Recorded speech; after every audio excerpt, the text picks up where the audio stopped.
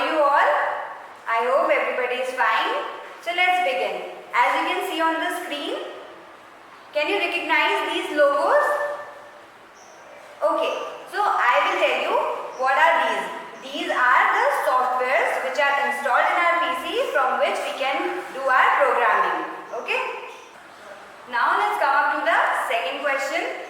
That is, you can see on the screen these two logos. Can anybody recognize what are these?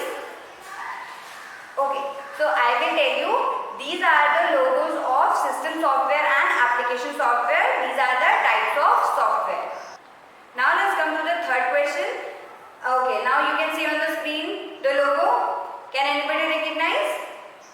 Okay, so I will tell you, this is the logo of operating system and this is the main thing of the computer from which all the resources are managed in the computer memory.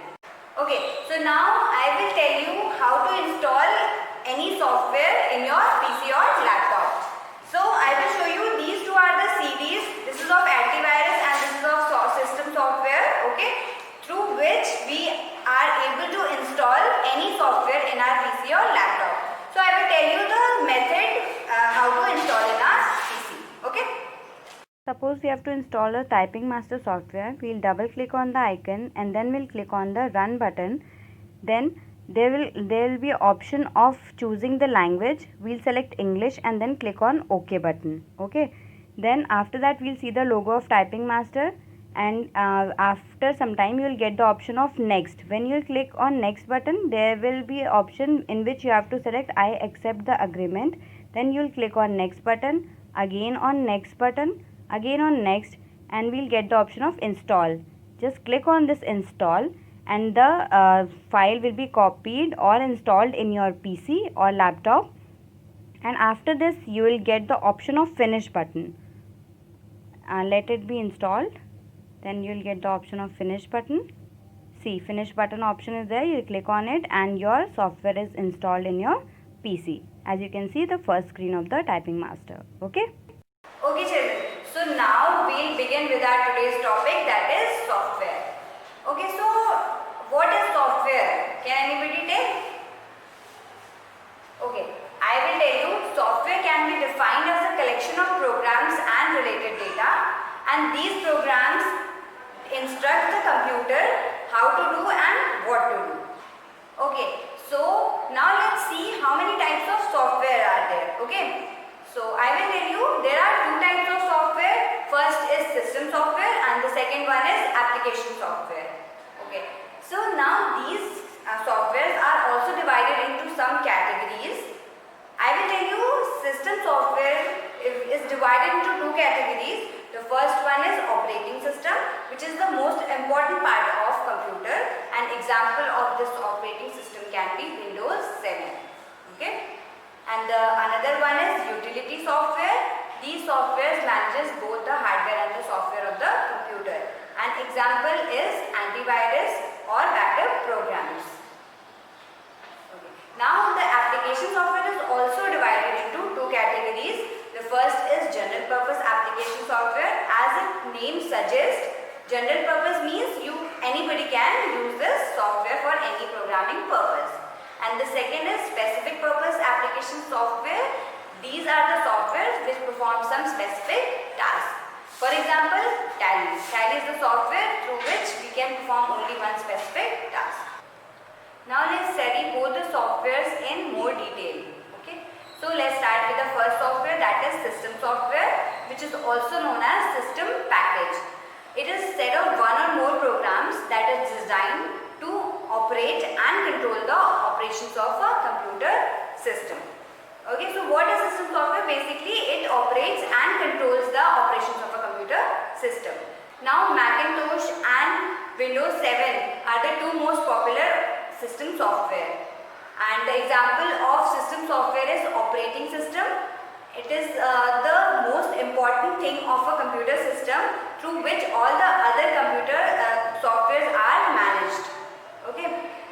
There are two types of operating system also. The first is single user operating system and the second is multi-user operating system.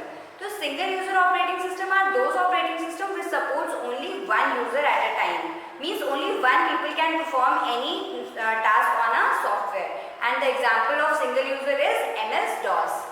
And the multi-user operating system has a central computer which acts as a server and through which all other computers are connected to it, and many people can perform the task at the same time.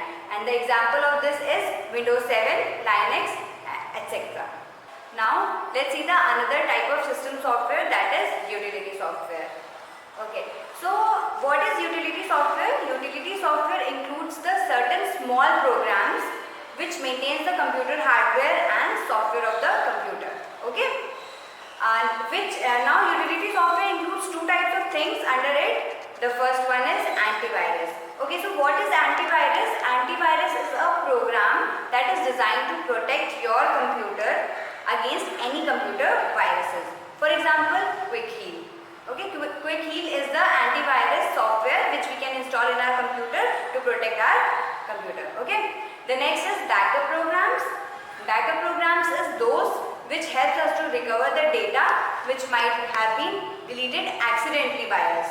Okay. For example, Dropbox. Okay. Now let's see the another type of software, that is application software. So what is application software? Application software is also known as software package, and it is a set of one or more programs designed to help the user to perform any task. Okay, so means these softwares are basically designed for the end users. There are two types of application software also. The first is general purpose application software and the second is special purpose application software. Okay, so now we will study in detail these two types of software. Now let's start with the first one, that is general purpose application software. These softwares can be used for a variety of tasks, means many tasks can be performed at the same time, but it is not limited to only one particular function.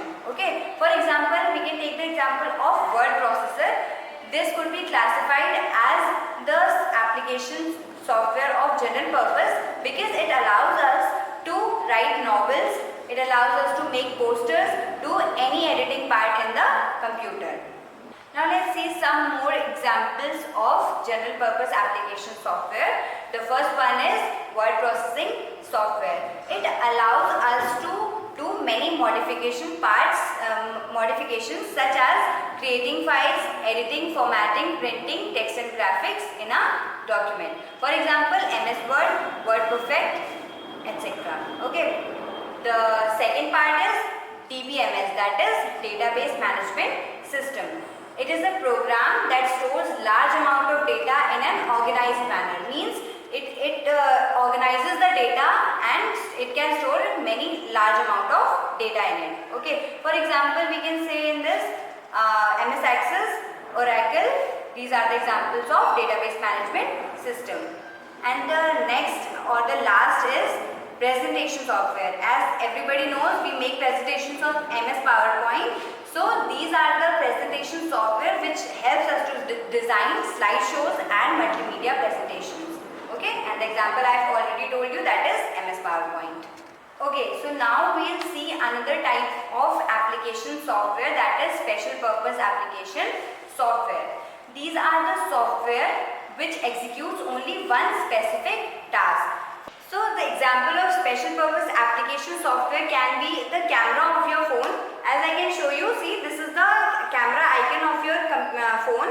So this camera is only used for clicking pictures and sharing it to the friends. Okay. The next example can be taken of a games, such as we'll take the example of chess. As I am having the application of chess in my phone, when we click on this application, we can see we can play chess, and this chess is basically used for playing only. We cannot do any other thing. So we can say this is the example of special purpose application software. Now we'll see the difference between system software and application software based on some parameters. So first parameter is usage. Okay, so in system software, it enables the computer to function properly, and in application software, it enhances users' work efficiency with programs, for example, presentations, letters and etc. Okay, the next parameter is need. Each computer must have system software in it, and a computer can work without application software. But the need of system software is important in using any computer. The next parameter is dependency. Dependency means system software can function without application software, but application software cannot work without system software. Okay. The next function is function. System software provides the environment with which applications can run, and application software provides an environment which with users can accomplish specific tasks. So now we'll quickly revise what we have learned in today's session. So as we can see on the board, we have studied what is software, their types, that is system software, and this is application software.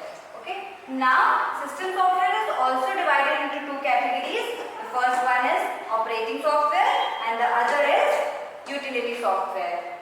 Okay.